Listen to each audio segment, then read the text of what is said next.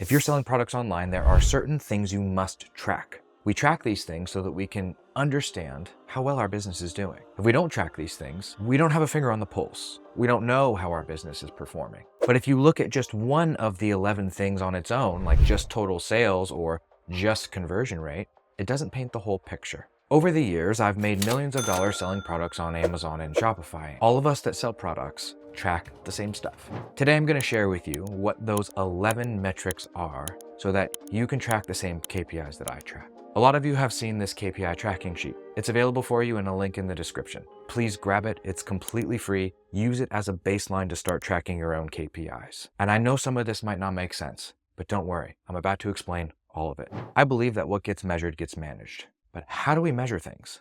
And what do we measure? We measure with KPIs. KPI stands for Key Performance Indicator. It's a stat or a number or a piece of data. The first one on that list is gross sales. It's the total amount of money that your business earns, the biggest possible number. Sometimes it's referred to as GMV or gross merchandise value. Sometimes it's referred to as top line. This includes all the money you collect for shipping and taxes, etc. You find it in Shopify by going to your total sales. Next, we have total orders. Pretty self-explanatory, right? It is the total number of orders that your store has received over the last week. And I say the last week because that's the duration that we're tracking the KPIs in. If you want to choose a different duration, go for it. But I'm going to refer to all of our metrics here on a weekly basis because that's how we've set up the tracking sheet. The number of orders is important. It's one of the first questions that a 3PL is going to ask you. You can use this figure to understand and ballpark your shipping costs. You can get an idea of how many new customers you're getting on a weekly basis, and you can even use it to budget for packaging.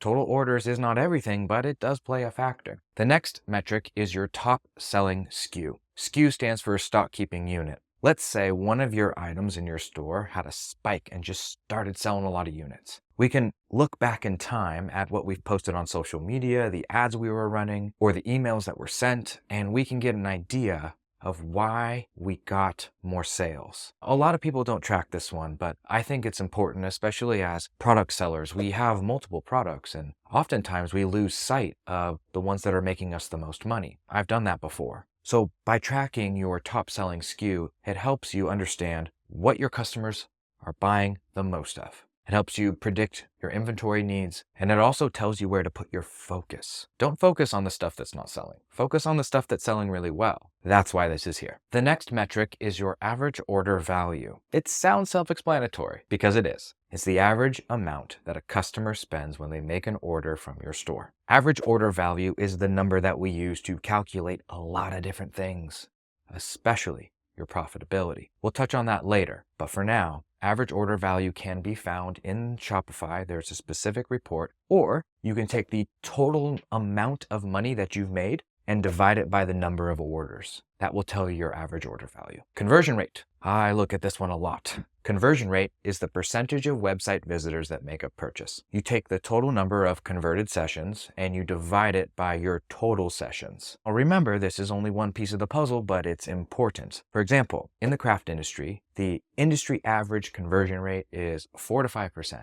So I at least have a benchmark and I know what to shoot for. If my conversion rate is below that 4 to 5% range, then I know that I have a problem with the traffic that I'm sending to the listing or the website itself. One of those two things needs to be improved. Every industry is different. The furniture industry is 1%. I would encourage you to figure out what that number is for your industry and set that as the benchmark. So as you're building this business, you can have an idea of how well your website is selling for you, because that's what it is. Conversion rate is a very easy metric to find in Shopify. Before we move on, there is one nuanced detail. Added to cart, reached checkout, and sessions converted. All of these are different conversion rates. Added to cart is self-explanatory. Reached to checkout page are the people that actually put in their information, and sessions converted are people that have paid you. Sessions converted should be about 50% of added to cart. If it's not, there's some sort of friction in the sessions converted that we need to solve for. When looking at these conversion rates on screen, I'm like, ooh, this should be about 4.5% right here. What's going on? Well, we figured it out because this is a screenshot from my Scorch Marker dashboard from months ago. The problem was shipping. We were charging too much for shipping and shipping was present. We removed the shipping cost and baked it into the prices of our products, and that conversion rate fixed itself and bumped up to 4%.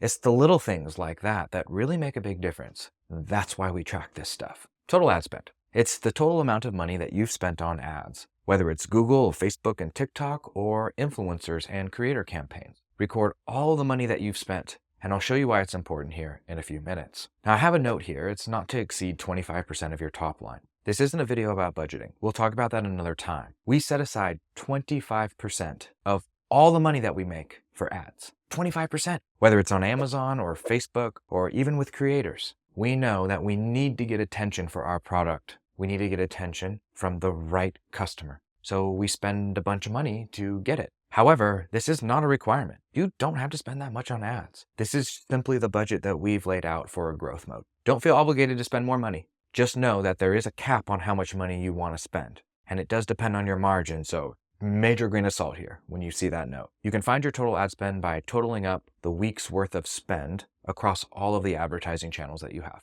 MER, finally, something you might not have heard of. MER is your marketing efficiency ratio. It's basically a percentage to tell you how efficient your advertising is. It's a lagging indicator, so it's not going to give you real-time feedback. It will tell you after the fact when you're plugging in these KPIs how well you did with your ad spend. You take your total ad spend and you divide it by your sales. That is your MER. In this case, you'll see our MER is 23.5%. It tells us how much of our total budget we're spending on advertising. If you remember the last slide, I said not to spend more than 25%. Your MER tells you what that percentage is. ROAS, another one we're familiar with. ROAS is your return on ad spend. It's a positive number. It is not expressed as a percentage or a ratio. Your ROAS tells you how many dollars you got back for every dollar that you spent on marketing. Now, if we go back to the previous slide, you'll see that MER and ROAS are very similar. It's because they are.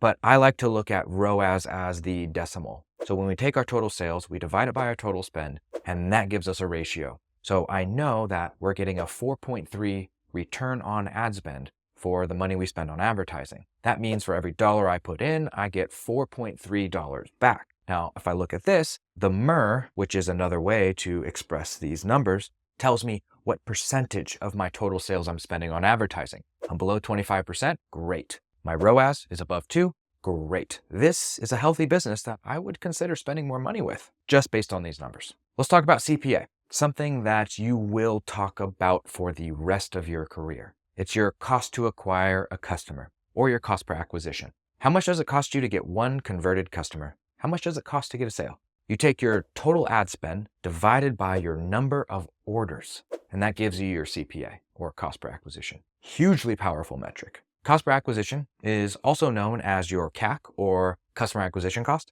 It's also known as your cost per result, just another way of looking at the same figure. If you saw the KPI tracking sheet, you would have found that there is a section in there that asks how many pieces of content were posted. Why? Because content is attention, and we need to get attention to get eyeballs on our product so that people can buy it. We can earn it or we can pay for it. When I talk about content, I'm talking about earned media. The number of things that you're putting out there to serve your customer. But it doesn't just have to be short form video. Let me explain. Content can be many things. It can be short form, like I brought up, TikToks and Reels and stories and all of the short form tall videos. But it can also be long form, YouTube videos. It can be lectures. It can be explainer videos or educational videos or tutorials or just really long stories. In fact, the longer the content, the better, in my opinion, because it's all about building trust with your customer, with your audience. And the more time that you spend with them, the more trust you're going to build. It's much harder to build trust with short form. I've tested all of these things, and I really do believe this. If you have the stomach for long form content, it's better. I would take a podcast over 10 short form videos any day of the week.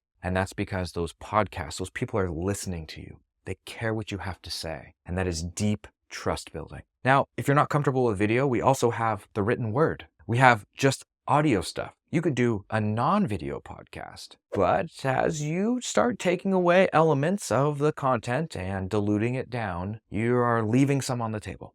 The best possible content you can do is live streaming. It is so raw and authentic. Second to that is long form video. Second to that's long form audio, then short form video, then the written word, blog posts, newsletters, emails, Twitter threads. Now, this is just my opinion, so take it with a grain of salt. Here's why I like content so much, and here's why I track it. It's free. You can leverage it to infinity. One person or 100 million people can watch one of your videos. It does not change anything aside from the amount of attention you get. You can use it as a proving ground to find winning videos that you can use as ads. I kind of look at it like I'm panning for gold. Every time I post videos, I'm looking for those ones that hit so I can turn them into ads, which I can then turn into funnels, which I can then use to serve my customers. I look at our businesses as media companies that happen to sell products. Let's talk about returning customer rate. This is the percentage of customers that come back to make another purchase from you. People that have already purchased, they're coming back to buy again. There's something special about return customers. We don't have to pay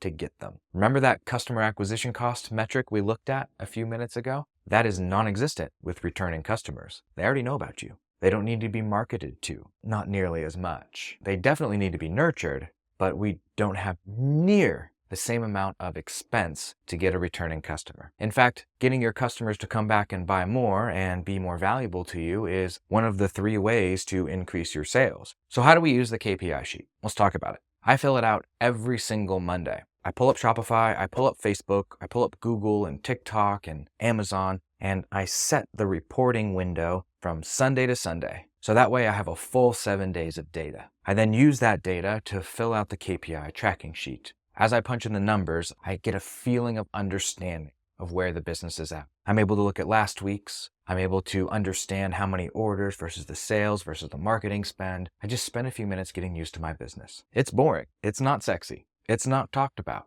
but it is absolutely mandatory if you want to understand your business. I'd like to give you an example of what these KPIs mean and how you can use them to diagnose your business. Because, you hear the stuff that I'm saying and you understand that you need to track them, but why? And how does it apply to you? Let me give you an example really quick. Let's say that you got 100 impressions and it cost you $100 to get those impressions. An impression is when your advertisement is shown to a person. Let's say you have a 1% conversion rate and a $50 AOV. If you spent $100 to get those 100 impressions and 1% of them convert, you've made $50 in sales because 1 out of the 100 people made a purchase and your average order value is $50. So I can tell you right now that you spent $100 to make 50. You lost $50. Okay, let's take a look at the same scenario, but this time we're going to bump the conversion rate up to 2%. You spent $100 for 100 impressions, but your conversion rate is 2% now. Your AOV stays the same at 50, and you earned